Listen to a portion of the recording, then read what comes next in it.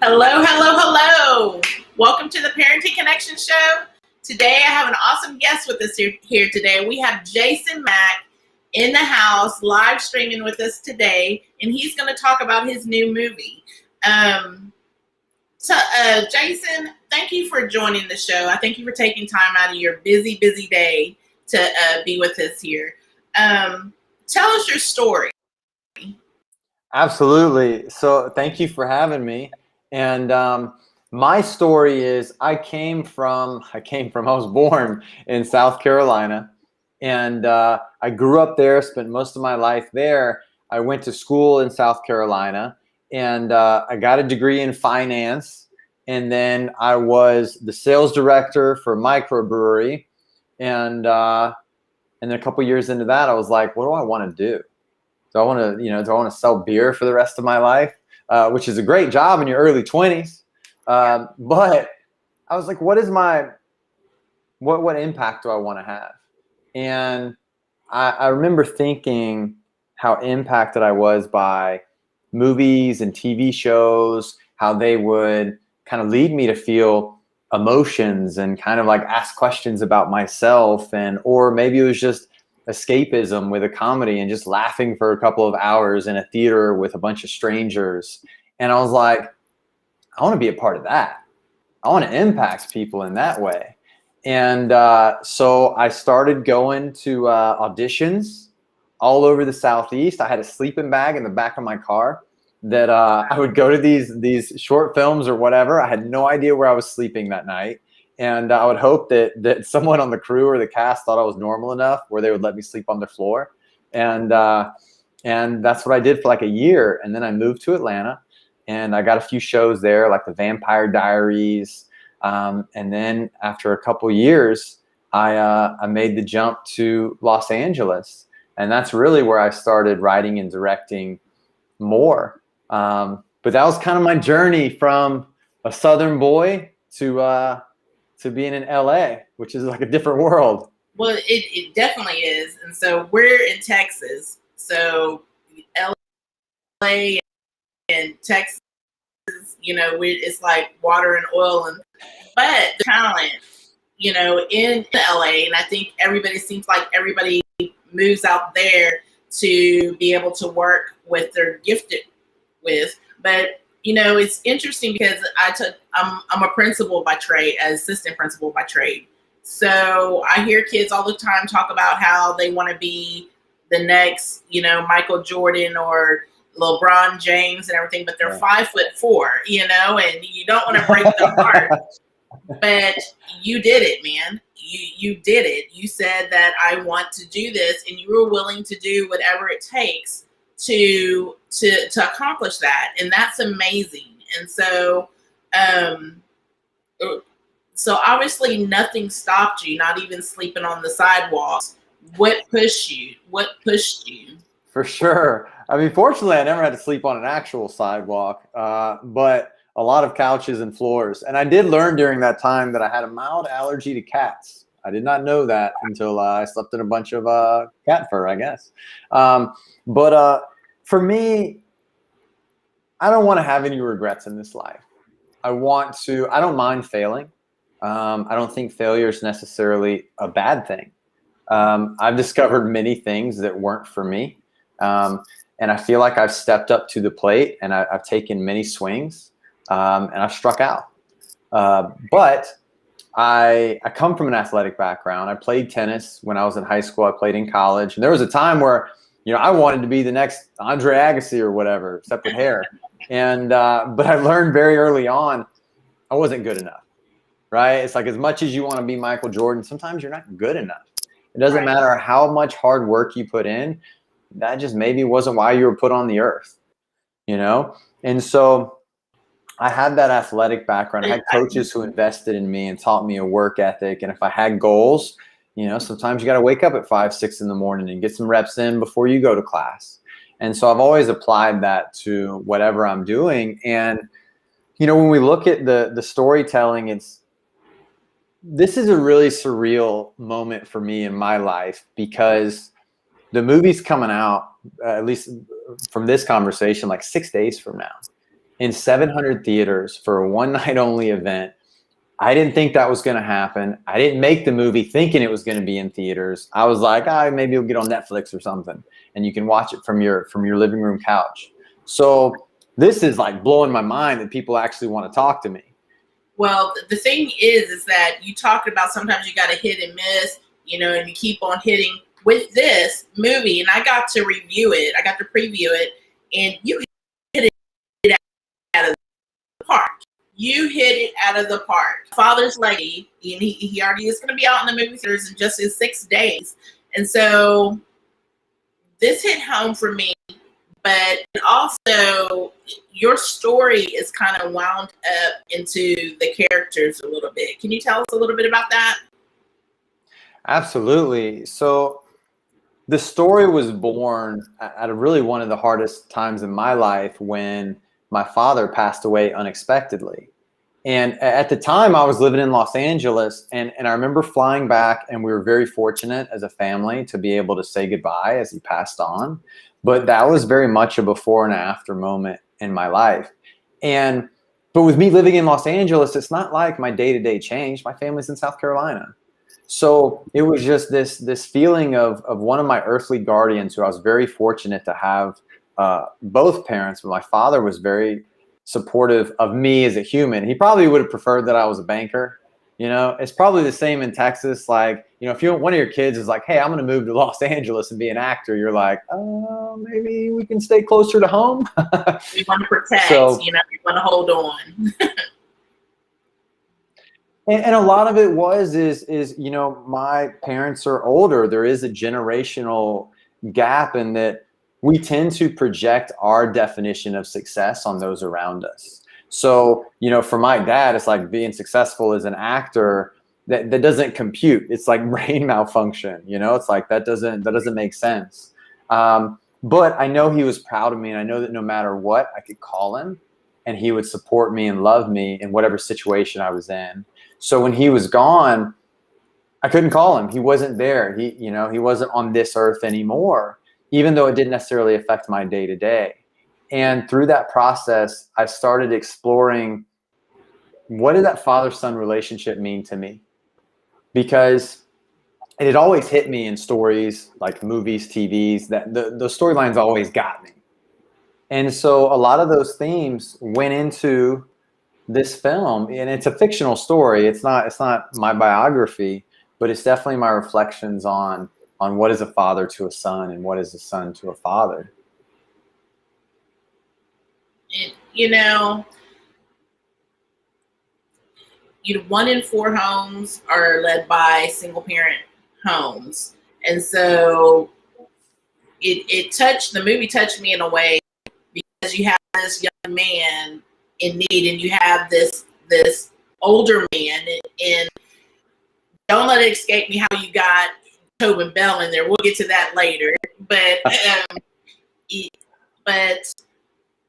this is the heart of so many children. I don't want to do support on it. Home in so many ways. I have so many kids that don't have fathers, and it's usually the father, and God help them if their mother's not involved. The scenario is even worse for young people.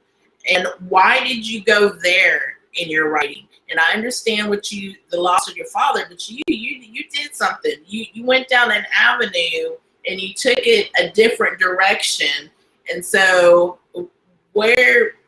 I know about your broken heart of losing the father, but how did you feel other people's pain of not having a father?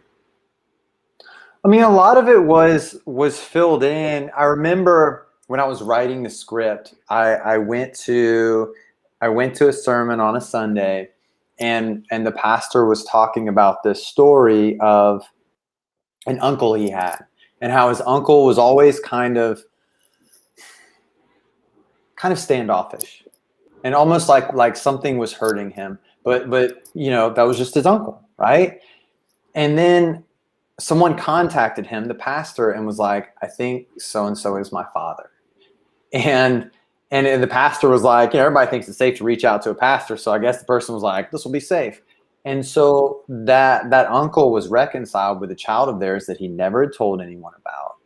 And so there was this feeling of kind of shame and guilt. And when that child was reconnected with him, which was a beautiful story, that really kind of unlocked something for me. And it's kind of like, to figure out what it is to have a father, you kind of have to explore what it is to not.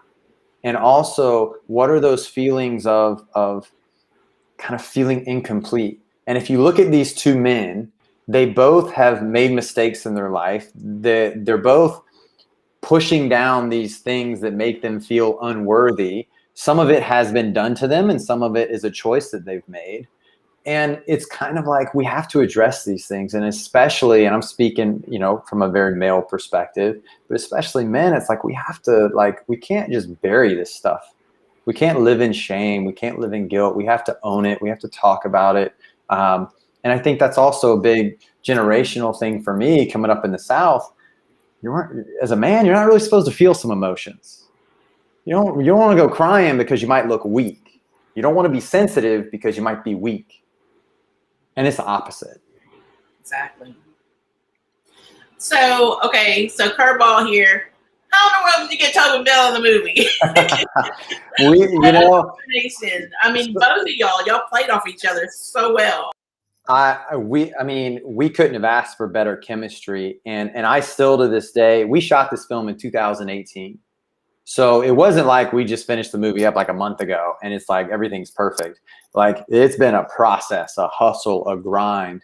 But we still message each other every now and then. And I think so highly of Tobin. But the way we got him was probably one of the smartest things I did was I got a casting director for the film, which I originally wasn't going to do because I was like, I know plenty of talented people. I'll fill this with people that I know and I know I'll crush it.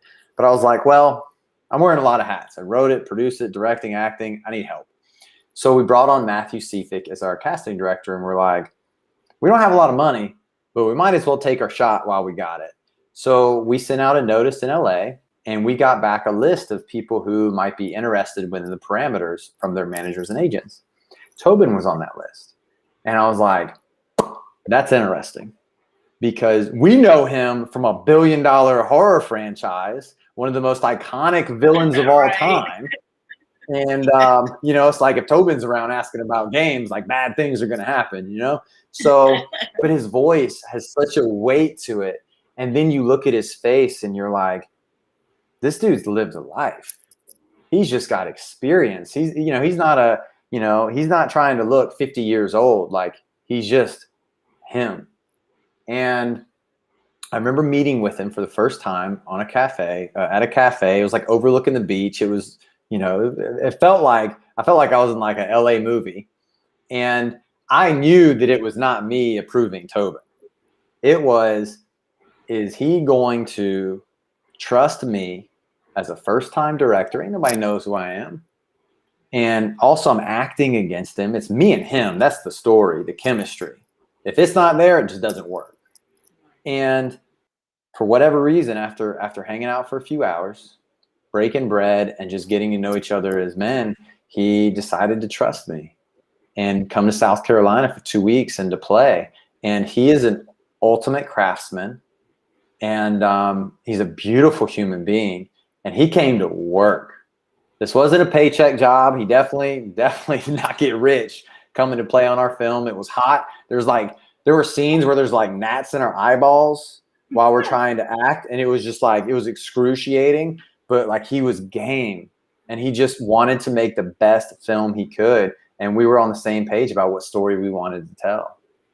So relationships, responsibilities, and faith is the underlying theme going throughout the whole movie.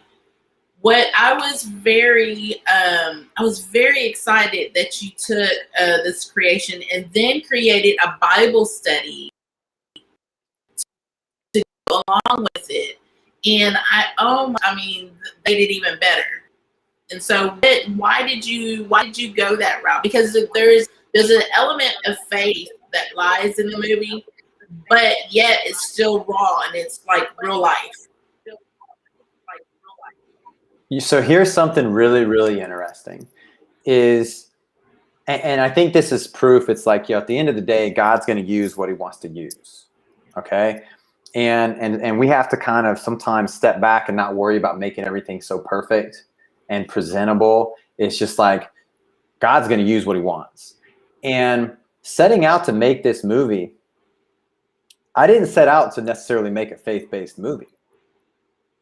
I set out to tell a story about two people who were messed up, who were flawed, but who to me were very, very real and I could relate to.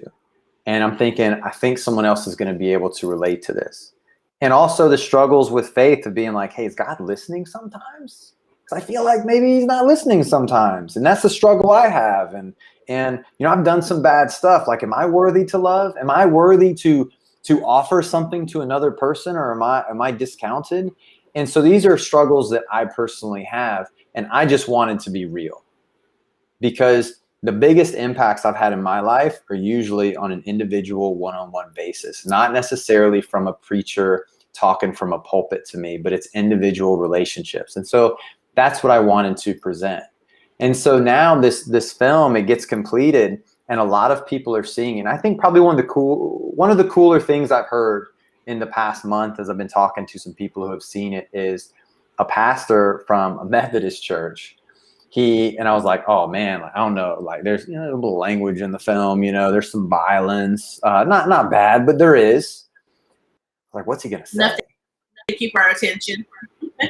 and he said, you know what? These are struggles that my congregation struggle with, like real talk, and that meant a lot, and to be able to relate on that level. So we're in a fortunate position to where God's using it, and God works, right? The distributor we're with, Cinedigm, has turned out to be really good partners. And an independent film, it can be really hard to find a good distribution partner. And there's like a graveyard of just films that just died with partners that weren't good. And there were multiple times where I was about a signature away from completing an agreement. And it was like, it doesn't feel right. There's something about it that doesn't feel right. And we waited. And then now we're with Cinedigm, and then the pandemic was going on. And now we're in this situation of, hey, we're going to go to 700 theaters. We partnered with legacy-minded men to create the devotional, and they did an amazing job on that devotional. So all these things, if there wasn't patience, wouldn't have happened. And so it's like, I look at it and I'd like to say that I'm really smart or I'm like a genius, but ultimately it's like, I was just trying to be real. I was just trying to be true, and God does what he does. And we appreciate that. So Cherry Peter has asked, she does want to make sure that it's not going to be on streaming channels.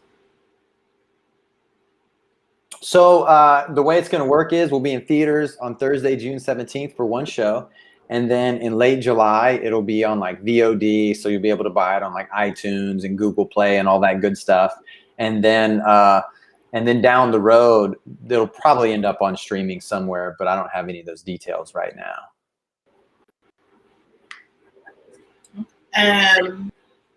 Do you want your viewers to take away from this? And if anybody has any questions for Jason Mac, go ahead and put them in the chat. Replay viewers, I'm sorry, here was your chance, but that's okay. If you have questions, go ahead and put them in the chat. But what do you want us to take away? The biggest thing is two things. One, when the movie's done, I want you to have a feeling of, I need to call someone that I love, or hopefully that they're with you, or someone that made an impact on my life, whether it's a coach or a mentor or whatever, and just tell them I love them, and tell them while you can, because you don't know. Like, my father passed away unexpectedly. We don't know what tomorrow holds. So, make sure the people in your life that are important, that love you, let them know. And also, go ahead. Oh, well, the second thing is, we all have an impact. Oh, go ahead. Sorry, I cut you off. No. Go ahead. I apologize. No. So the second thing is, and this is as an assistant principal, we have an impact on everyone that we come across, whether it's positive or negative, is ultimately our choice. And I hope that we choose to positively impact people, and that's ultimately going to be our legacy, right? That's right. That's right. And so, is that what you want people to take away? Wait, before you go, what do you say to the person that is that kid that doesn't have that father and that's seeking? I seen that with my oldest son. I saw that as me being fatherless growing up, and so seeking that male, and it's not there. Yeah. One, you're still worthy. It doesn't make you any less of a man or a woman. You're still worthy. You know, that's just something that you were dealt in this life. And two, I found a lot of male role models in sports, but they're in anything, whether it's a youth director at a church or a chess club or a computer club. Like, there's people who are willing and want to invest in young people. And there's a line in the movie that Tobin delivers beautifully. And it's, sometimes you just have to be there. Yes. And it's just finding someone who's down to be there. And not everyone will be. Some people, they're not made for it. That's fine. That's cool. But when you find someone who's willing to be there, that's something special. And sometimes it takes a minute, but you know, we're still worthy. It doesn't mean we're any less. Right. Denise Reeder Blue says, will churches receive info for their congregations? I hope so. And if they haven't, though, Denise, you let them know. She will. You let them know about a father's legacy. Yeah, I mean, this has been a pretty wild process for me, and you know, we're so happy for anyone who hears about the movie. And there's people that are reaching out to churches, but the best way for anything is if you enjoy something, tell people about it. Word of mouth is still the best form of advertising ever. And that's my hope with the film, is someone sees it and they're like, oh my gosh, like, this hit my heart. I want so-and-so, like, I want them to see it. And that's how it'll grow, hopefully. Well, we'll be there to sit, and everyone I know, hopefully we'll have a little party. We'll get there and we'll be seeing it. Jason, thank you so much for coming in. And I want to say to you, if you were raised without a father, that I want to reiterate what Jason said, you are worthy. You are worthy, and God's plans are better than what we can ever expect if you just open yourself up and inquire what his plans may be.